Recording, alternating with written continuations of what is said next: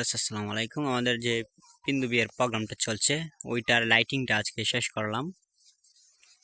তো এটা রোজার মাসে চলবে প্রোগ্রামটা, তো লাইটিংটা শেষ করলাম। লাইটিংটা কিরকম হয়েছে জানাবেন।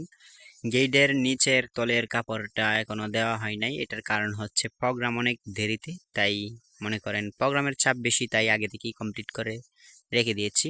মাল অনেক অনেক আছে ইনশাল্লাহ, তাই প্রোগ্রাম অনেক দেরিতে কমপ্লিট করে রেখে দিয়েছি। আগামীকালকে গায়ে হলুদ, তো এটা কমপ্লিট করে রেখে দিয়েছি। এটার কারণ হচ্ছে নিচের কাপড়গুলো লাগাই নাই, এখনো 2 ফুট উচ্চতায় কাপড় বাকি রয়ে গেছে। এটার কারণ হচ্ছে পোলাপান, কুত্তা, বিলাই অনেক কিছু আছে, কাপড়গুলো নষ্ট করে দিবে, তাই মনে করেন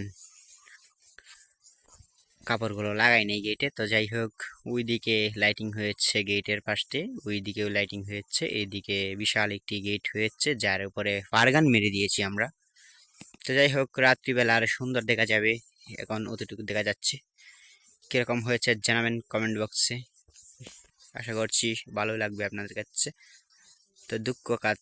তো খুবই দুঃখজনক কি একটু মনে করেন, খুবই সুন্দর হাতের নিকুট হাতের কাজ,